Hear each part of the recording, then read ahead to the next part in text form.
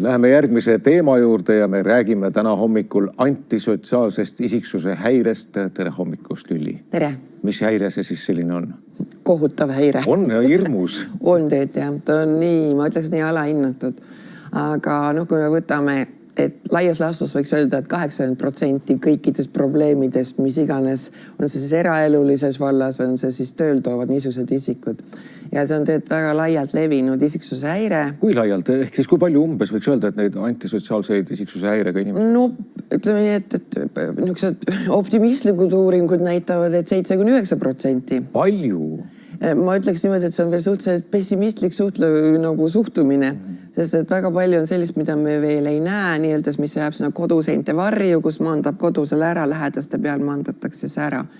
Ja see tõsiseid nendest, ehk siis me küll üritame vältida sõna psühhopaat ja mitte kasutada seda terminit niimoodi ametlikus vormis psühhiaatris, aga niisuguseid, kellel on siis juba väga tugevad need sadistlikud kalduvused, neid on kuskil 2%.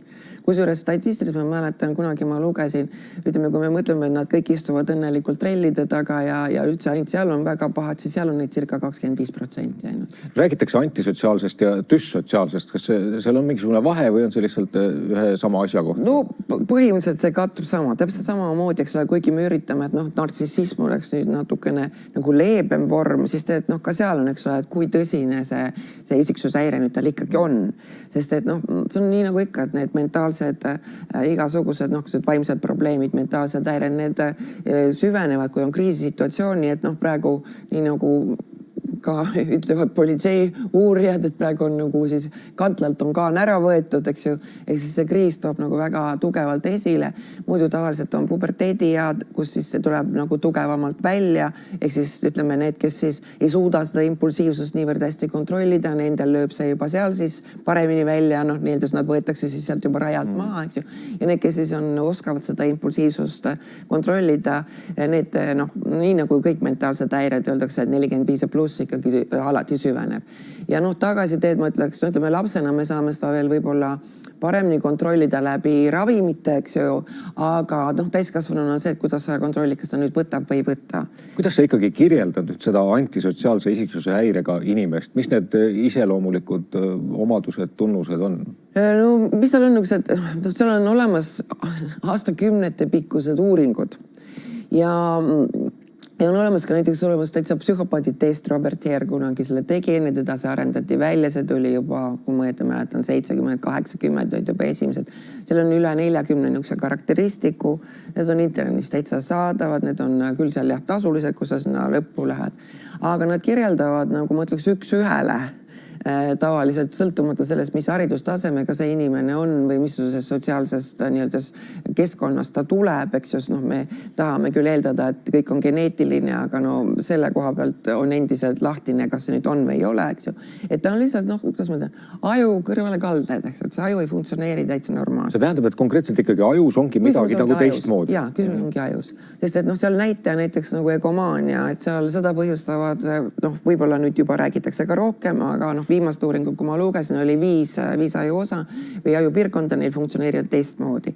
Ja probleem on selles, neil on ka 0 empaatia, kuigi ütleme, Robert Hare väidab, et jah, et neil midagi siiski on, aga ütleme, iseenda vastu nad tunnevad, et pigem on see, et kui hästi ta oskab teeselda, sest kui te loete kehakeelt, kui te näete, siis kui tema kedagi põlastab, kedagi kritiseerib avalikult teiste ees, mis on alati muuseas üks siuke märk, siis nad tunnevad sellest mõnudet. Ehk siis tal on see hirve seal mõnusalt peale, kui mõnus on seal, ma ei tea, kedagi publiku ees maha teha, teda halvustada ja nii edasi. Aga täpselt sama on ka see, kui nad kedagi näiteks peksavad, löövad seal, täpselt samamoodi sa näed, kuidas see inimene naudib seda tegevust. Ja põhimõtteliselt tunnen ta ära siis, kui ma näen inimest, kes ei hooli teiste tunnetest, ta on selline impulsiivne, egotsentriline, olulisemad asjad veel. Jah, seal on see egomaania on nagu number 1, eks ju, ehk siis kogu aeg kõik käib ümber mina ja ainult mina. Nii, me oleme kõik aeg-ajalt, eks ole, isekad, sest sõltub alati situatsioonist. teine pool on see, kui sul on empaatia null, empaatia võime, ma just rõhutan, siis ongi see, ma ei taju, mis toimub sinuga. Aga kui ma midagi tajun, ma tajun oma kehas seda, eks. Kui sina oled kurb, siis mina tajun seda endas, et sina oled kurb, eks ju. Kui ma nüüd ei taju, siis mul on nagu null efekt sinu kurbusel näiteks, eks ju. Ja kolmas selline nagu tõsine näitaja, kui need 3 tükki koos on just see sadismi nautimine. Ja see sadism võib olla nii emotsionaalne kui füüsiline. Ja võt selle emotsionaalse, mis on väga sageli nagu varjatum, see ongi see, et ütleme 10 patsiendist, kes jõuavad erinevate probleemidega, on alati olnud kas siis vanemad, elukaaslased või otseselt üksed ülemused, ehk siis inimesed, kelle kontrollist sõltub nende elu, vaata.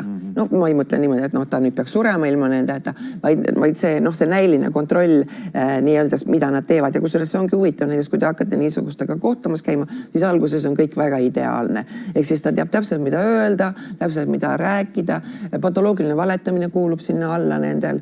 Aga hullem on see, et näiteks neil on ka väga sageli veel see nendel ekstreemsematel juhtudel varjatud skisofreenia. Ehk siis ta peabki sarimõrvadega tegelema, seepärast, et ta puhastab maailma.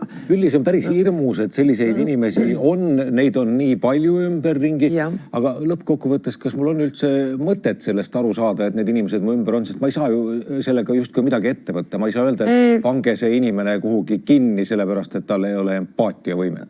Ei, küsimus, kui sul lihtsalt empaatiavõimet ei ole, vaata, ma seepärast räägingi, et vähemalt need 3 asja. Null empaatia pluss egomaania pluss sadismi nautimine. Need koos. Sest vaata, kui mul ei ole empaatiat, siis mul on lihtsalt, näiteks autistidel ka ei ole. Aga ma ikkagi ei saa öelda, et viige see inimene ühiskonnast ära. Me ei saa öelda, selles see küsimus ongi, sellepärast, et ma tean, Saksa kohtus oli ikka keisid, eks ole, et kuidas sarimõrtsukad siis kaitstigi, eks ole, et mis teha, tal on ju selline ajuehitus, eks ju. See on nagu üks pool.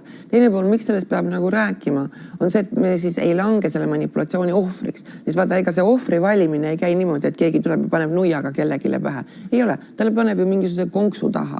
Ehk siis, ütleme, te olete uus töötaja ja nüüd tavaliselt, kes siis teie juurde nagu kohe külje alla ujub, ongi, võtaks ole, sest see on kõige uuem ohver, kuna tema, eks ju, tema ei tea ju neid nii-öelda kehtivaid mängureegleid, kes kellega, kuidas, mismoodi, nii. Ehk siis ta on kõige haavatavam. Ja see on selles mõttes ka väga tõsine, et näiteks selle Adrian Reini labori, neil on neurokriminoloogia labor, need laboris nad väidavad, nad on üle 30 aasta uurinud nende ajust nii edasi, et sa võid 3-aastase aju peal juba näha ära, kas ta on potentsiaalselt ühiskonnale ohtlik 20 aasta pärast või mitte. Ja nüüd on ka see, eks ole, et kuidas temaga nüüd käituma hakatakse, eks ju. Seepärast, et seda nüüd eeldada näiteks, et vot jah, et kui ta nüüd, eks ole, ma ei tea, on seal vägivalla all kannatab, see laps seal kasvab üles mingis õudsas keskkonnas, ega see ei tähenda veel seda, et ta hakkaks ise niimoodi käituma. Vastupidiselt, see on just see, eks ole, et ta ise hakkab näitama just palju rohkem seda hoolivust teiste suhtes, eks ju, sest see on ta ellujäämise kunst selle, kuidas ta ellu jääb. Aga ma ütleks niimoodi, et tagajärjed, näiteks kui te olete niisuguse ülemuse all töötanud, te toibute vähemalt 24 kuud. Rääkimata sellest, eks ole, et teil ju organism reageerib, see tähendab seda, et te võite saada sealt ikka päris tõsiselt ärevushäired, tavaliselt ongi see kuskilt see algus hakkab pihta sellest, sest et nad tekitavadki, et see emotsionaalne sadism, ma sellepärast räägin, on tunduvalt keerulisem ja tunduvalt võimsam, ma ütleks, kui füüsiline.